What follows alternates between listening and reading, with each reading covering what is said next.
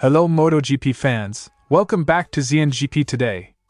Marc Marquez has made a dream start to his Ducati factory career, winning all 4 races so far in 2025. Now, he heads to one of his favorite hunting grounds, COTA, where he aims to extend his unbeaten run and further cement his championship lead. Ducati has made one of the biggest moves in recent MotoGP history by signing Marc Marquez, a decision that came at the cost of losing Jorge Martin, Enea Bastianini, and Pramac Racing. But how is the relationship between Marquez and Pecco Bagnaia? Ducati team boss Davide Tardozzi believes it will be easier to manage 2 world champions than a rookie, but the true test is yet to come. The battle between Valentino Rossi and Marc Marquez could soon take a new turn, not on track, but in the MotoGP paddock. Reports from Italy suggest Rossi is eyeing Pedro Acosta as the rider who could stop Marquez from surpassing his 9 world titles. Could VR46 be Acosta's next destination? MotoGP champion Jorge Martin is facing one of the toughest battles of his career, not on the track, but in recovery. The Spaniard, who switched to Aprilia after making history with Pramac Ducati, has given fans a behind-the-scenes look at his injury rehabilitation. Through his new YouTube vlog, Martin shared the emotional and physical toll of his extended recovery. Don't forget to click subscribe button and the bell icon for MotoGP news update.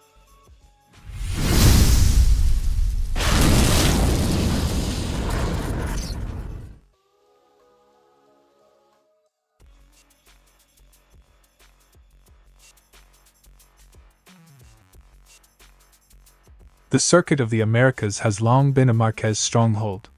Since his first Premier Class victory there in 2013, he has claimed 7 MotoGP wins at the Texas track. His most dominant run came with Repsol Honda, where he won 6 consecutive races from 2013 to 2018. While injuries and technical issues have interrupted his COTA record in recent years, his 2021 victory after a long recovery from arm surgery proved his mastery of the circuit. Last year, in his first appearance at Austin on a Ducati, Marquez finished second in the sprint, and even led the Grand Prix before a brake issue caused his crash. Now, riding the dominant GP25 for the factory Ducati squad, he enters as the clear favorite. Marquez's victories in Thailand and Argentina have already positioned him as the man to beat in 2025. The 8-time world champion reflected on his form heading into Austin. While his past success at COTA is undeniable, Marquez remains focused on execution. We arrive in Austin after 2 practically perfect weekends, especially the first in Thailand. COTA is a track where I have always managed to be fast, even last year when I was here for the first time on the Ducati. We must stay focused, not make mistakes, take care of the details, and work hard with the whole team to be competitive. Quote from Marquez. While Marc Marquez leads the standings by 16 points over his younger brother Alex, the former champion Francesco Bagnaia has struggled to match his new teammates' pace. Bagnaia, who has only managed a sprint win at COTA in his MotoGP career, hinted at reverting to the 2024 Ducati package after failing to make the podium in Argentina. Despite his past struggles, Bagnaia remains optimistic about his chances in Austin. In Argentina, we scored 2 solid placings, but we weren't as perfect and competitive as we want. We need to continue working with the team to find good riding feelings again. The atmosphere in Austin is always special. It's one of the most demanding tracks, both physically and in terms of riding. Quote from Bagnaia. With Alex Marquez consistently finishing just behind his older brother and Bagnaia searching for answers, the Ducati camp could see a fierce internal battle this weekend. As MotoGP arrives in Texas, the key storyline remains whether anyone can stop Marc Marquez's dominant start. With 7 previous wins at COTA and a near-flawless transition to Ducati, the odds are firmly in his favor. However, with his brother Alex Marquez pushing hard and Bagnaia desperate to find form, the race could provide more twists in the title battle. The Texas showdown is set. Will Marquez make it 8 wins at COTA, or will his rivals finally strike back? Marc Marquez has dominated COTA in the past, but the competition is closing in. With Ducati's factory duo under the spotlight and Alex Marquez emerging as a surprise title contender, this weekend promises fireworks. Don't miss the action from Texas. With 2 races down in 2025, Marquez has already shown his superiority on the factory Ducati, winning in Thailand and Argentina. Meanwhile, Bagnaia has struggled to find his rhythm and is even considering switching back to the standard GP24 package. Despite this performance gap, Tardozzi insists that the atmosphere in the Ducati garage is positive, with both riders focused on pushing the team forward. Pecco and Marc respect each other. They're both intelligent enough to know how to behave if tension arises. But if anything happens, Ducati is Ducati, Gigi D'Allegna will step in and set things straight.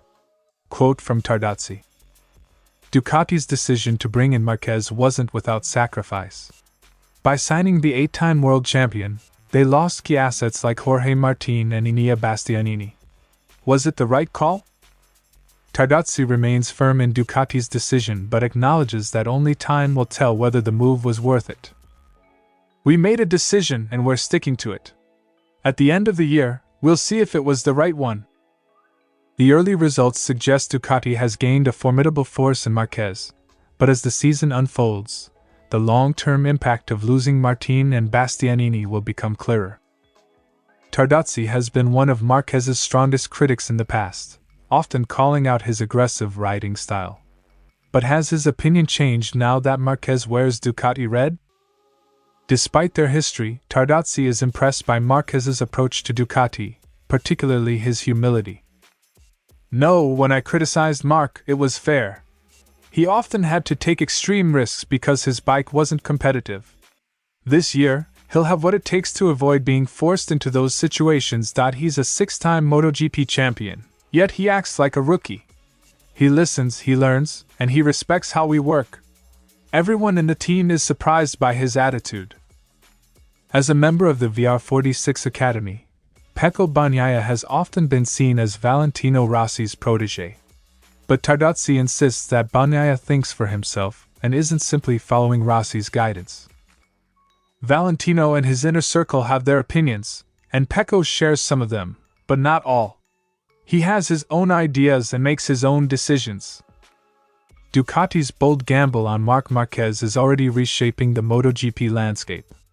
With Marquez leading the championship and Bagnaia looking to regain his form, the dynamic between the two factory riders will be a key storyline throughout 2025.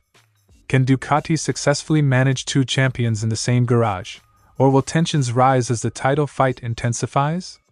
We'll find out as the season unfolds. According to La Gazzetta dello Sport, Valentino Rossi believes Pedro Acosta is the real anti-Marquez, the only rider capable of stopping the 8-time world champion from rewriting history. Marquez is off to a dominant start with Ducati, winning the first 2 races of 2025. If this form continues, he could match Rossi's 9 world titles by 2026, a milestone that might not sit well with the doctor. Enter Acosta. The 2024 Moto2 champion and MotoGP rookie has already impressed on the KTM RC16, and Rossi's VR46 Ducati team could offer him the best machinery to challenge Marquez directly. VR46 currently fields Fabio Di Giannantonio, with only one factory-spec Ducati available. If Acosta were to join, he could potentially secure that top-tier bike, putting him on equal footing with Marquez in 2026. But is this just speculation? While no official negotiations have been confirmed, Gazzetta claims VR46 is waiting, check in hand, to sign Acosta if the opportunity arises. Acosta has a strong connection with Rossi, having raced in the 100 kilometers of champions at the ranch in Tavalia. This existing relationship could play a role in any future discussions. Despite the rumors, KTM isn't ready to give up on Acosta just yet. The Austrian manufacturer is facing financial difficulties, but their top priority remains securing their rising star. KTM Motorsport director Pit Beirer recently stated, "The ball is in our court. We need to offer Pedro more than what he currently has." Acosta is under contract with KTM until at least 2026, and his manager Albert Valera has denied actively seeking an exit. However, with Brad Binder, Maverick Vinales, and Enea Bastianini all exploring options for 2026, Acosta might be KTM's best long-term asset, which could force them into a contract renegotiation to keep him happy. Right now, KTM sits second to last in the MotoGP standings, just ahead of Yamaha. Their top rider, Brad Binder, is only 7th overall, far from title contention. If KTM can't provide Acosta with a competitive bike, could he force an exit despite his contract? And if so, will Rossi succeed in his plan to put Acosta on a factory-spec Ducati in VR46 colors? One thing is clear, Acosta won't have a shortage of options for 2026. As speculation continues, Acosta remains fully focused on his MotoGP rookie campaign with KTM. But with Ducati's dominance and Rossi's interest, the young Spaniard could soon be at the center of one of the biggest transfer sagas in recent MotoGP history. Will he stay loyal to KTM, or could we see Acosta in yellow and black, challenging Marquez on equal machinery? Time will tell. Jorge Martin's highly anticipated debut with Aprilia Racing was derailed before the season even began. It all started with a right hand and left foot injury suffered during testing at Sepang. Just as he was working towards recovery, a Supermoto training crash on February 24 caused even more severe damage, this time to his left wrist. Martin had originally targeted a return for the season opener in Thailand, but the second injury changed everything, forcing him to miss the first 3 rounds of 2025. In his vlog, Martin admitted, "I never thought that an injury could last so long. Portimao, 2021 was tough, but after a month, I was already back on the bike. Now it's been 6 weeks, and I still don't know when I'll return." The reigning champion has been fully focused on rehabilitation, incorporating strength training, cardio, and specialized therapy, including hyperbaric chamber sessions, to speed up his healing process. But it's been a mental battle too. Martin confessed the first 2 weeks were the hardest, filled with self-doubt about whether he would ever be the same rider again. "Those weeks without leaving the house were killing me. But I'm starting to see the light now that I can train again." Of course, with time off the bike comes another challenge: staying in race shape. Martin joked about his weight gain while talking to Aprilia CEO Massimo Rivola. He asked how much weight I had put on. I told him a couple of kilos. Well, it was actually 4. But now that I can train, I'll get back to my target quickly. While there's still no exact return date, Martin's next possible comeback could be the Qatar Grand Prix, April 11th to 13th. His physiotherapist emphasized the importance of consistency in his recovery.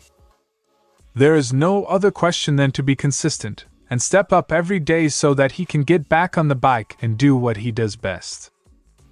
Jorge Martin has fought back from injury before, most notably in 2021, when he won his first MotoGP race just a few rounds after his brutal crash in Portimao. Will we see a similar comeback story in 2025? Qatar could be the first step in his return. Until then, Martin continues to push forward, one training session at a time.